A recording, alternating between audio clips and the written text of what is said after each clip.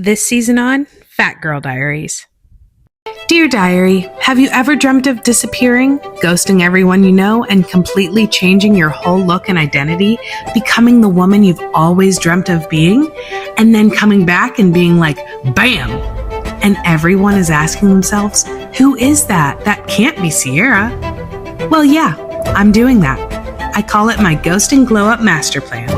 I've blocked my friends and family on my Fat Girl Diaries accounts, and I refuse to see them until I've reached my 150-pound weight loss goal. Every day I've been weighing myself publicly on the internet for the whole world to see to keep me accountable. Except now we have a deadline. My parents booked a flight and are arriving in November, so I have less than 100 days to reach the goal. Join me as I change my entire life and have the grandest glow-up reveal the world has ever seen.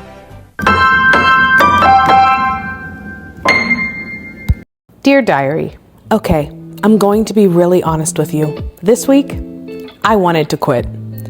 I'm not going to sugarcoat it. I woke up one morning and the thought of getting out of bed at 4 a.m., dragging myself to the gym, making breakfast, managing the kids, filming content, working, keeping the house together, it felt impossible. My mind kept whispering, why are you even doing this? You're tired. Just skip it. It's not that deep. And if I'm being even more honest, I almost listened. Every day I think to myself, no one will know if you skip. No one will know if you eat Taco Bell. I will know. And I don't want to be a liar, especially to myself. But here's the thing. This journey isn't just about workouts and food and numbers on a scale. It's about priorities. It's about consistency. And it's about building the discipline to keep showing up, even when you don't feel like it. It is all about that moment when quitting feels easier than pushing forward and how to fight for yourself anyway. Motivation ghosted me, so I had to start dating discipline instead. But here's the thing. There is always this internal battle going on in my head. Part of me is trying to convince myself to revert back to my old habits and give up. And the other part of myself is pushing me to keep going and that I actually can do this. I want to share something vulnerable with you. I have two voices in my head. Yeah, I'm crazy. One is the quitting voice, and one is the dream voice. Feels like I always have the devil on one shoulder and the angel on the other. Some days are easier than others to ignore that devil, but there is always an internal dialogue going on almost at all times. The quitting voice says things like, skip your workout, you're tired. You've been working so hard, one day off won't matter. You'll catch up tomorrow. But then there's the dream voice, and she's louder when I let her be. She says, do this now because your future self deserves it. Imagine how proud you'll feel when you check this off. This is who you're becoming. Let me tell you about one morning. My alarm went off at 4 a.m. I laid there staring at the ceiling, thinking, I can't do this today. My quitting voice was so strong. But then I pictured my dream self, the one I'm working towards, and I thought, she would get up. She would show up. She wouldn't negotiate with herself. You really should go back to sleep. You can work out later. But you know that if you don't get your workout in now, you're going to get distracted by all the other things you have to do today. Get it done now and you'll start your day with a burst of energy. Don't listen to that. You should just sleep longer and forget the workout today. You can work out tomorrow. You and I both know that you have a goal to reach, so get your jiggly booty up out of bed and get to the gym. People are counting on you. So I got up. And you know what? That one decision completely changed my energy for the rest of the day. And here's the kicker. Every single time I've pushed through when I didn't want to, I've never once regretted it. But every time I've quit, I've regretted it immediately. And at the end of the day, there's still me. There's still this dream I'm chasing of becoming the woman I know I was meant to be. But here's the truth I've had to face. If I wait for life to slow down before I go after my goals, it's never going to happen. There will always be busyness. There will always be laundry. There will always be another excuse. So instead of waiting for time to appear, I've had to make time. I've had to draw a line and say, this matters. I matter. And that's when discipline comes in. You've already been working out 10 minutes and you still aren't feeling it. You might as well just head home because this is exhausting.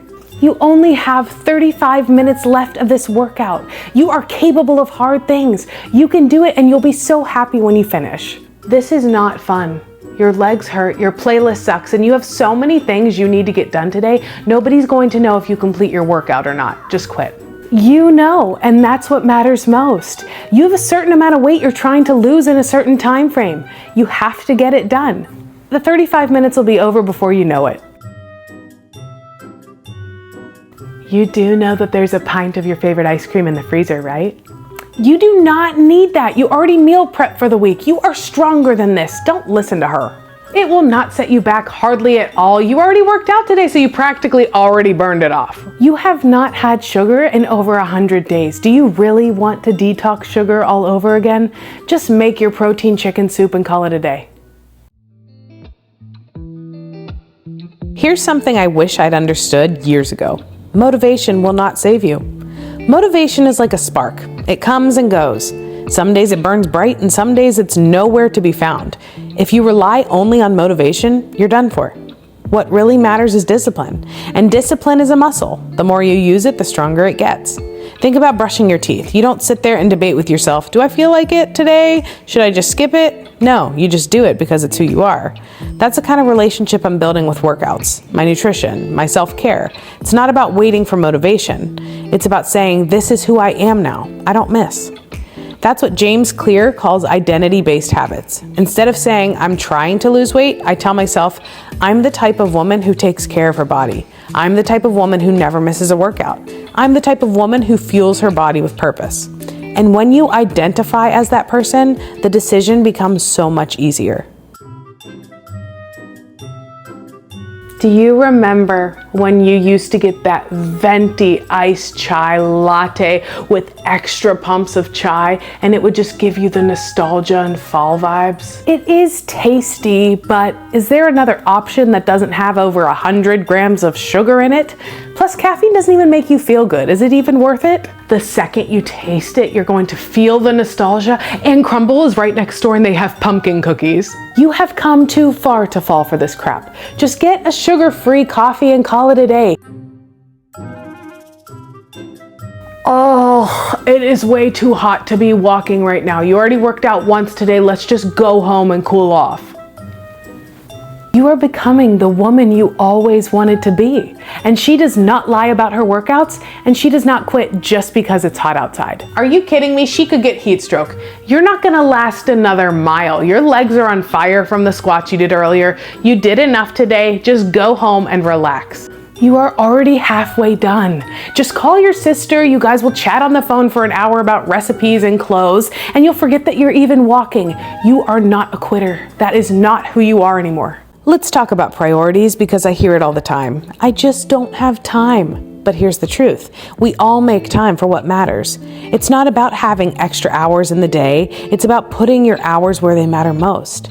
For me, that means stacking habits. While I'm doing laundry, I listen to a podcast. While I'm walking on the treadmill, I watch a movie with my husband. While the kids nap, I lift weights or film content. And guess what? I'm not perfect. Some days I miss things. Some days my plans get wrecked. But having a rhythm, a schedule, a system, it saves me from excuses. If you're listening to this, I challenge you to write down your top 3 non-negotiables every day. Mine are move my body, fuel my body, pour into my mind. No matter what else happens, I check those off. Because if I don't, I know I'll end the day feeling like I quit on myself. And that's not who I want to be anymore.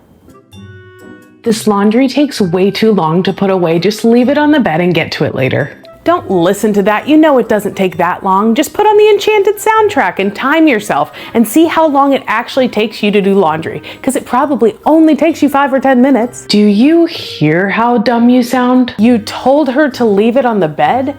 So then she's either going to have to sleep with her laundry or do it when she's exhausted. Lighten up. Are you always this productive? Yes. Yes, I am. So what do you do when you want to quit? Because trust me, those days will come. Here are 3 tools I use that have literally saved me. 1, micro commitments. If I don't want to work out, I tell myself just 10 minutes. That's it.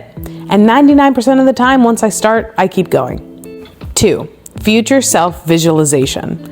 I close my eyes and picture the woman I'm becoming, the one who's glowing with confidence, the one who's doing her big reveal, the one who walks in a room and feels unstoppable. And then I ask, what would she do right now? 3, grace over guilt. If I genuinely can't get something done, I let it go. I don't spiral into guilt or shame. I just reset and move forward, because quitting one day doesn't mean you quit forever. Let me share a story. The other night, I was exhausted. The kids had drained me. Work had drained me. And all I wanted to do was collapse. But instead, I lit a candle, put on my favorite playlist, and I walked on the treadmill for just 20 minutes. And when I got off, I felt proud. I felt in control again. That's the power of small, consistent wins. I'll show you a win. How about you try on those jeans that you tried to fit into when you were over 310 pounds? She isn't going to fit into those, and we both know it. She hasn't worn jeans in 7 years. You are wasting your time. I think you might be pleasantly surprised. You've lost over 65 pounds now. Why don't you just try them on and see? I think you'll be pleasantly surprised. Yes, girl! I cannot! You look so good! Yes! Dear Diary, so here's the takeaway I want you to walk away with. Life will always be busy. Quitting will always feel easier. But consistency, showing up, even imperfectly, even when you're tired, that's what builds transformation. You don't have to be perfect. You just have to keep showing up. The next time that quitting voice whispers in your ear, I want you to remember this. Your dream self is waiting for you. She's not built in a single day. She's built in every single choice. Listen to that still small voice in your heart that's reminding you that you can do it. And the more you listen to that voice, the stronger it gets. So ask yourself, which voice are you going to listen to today?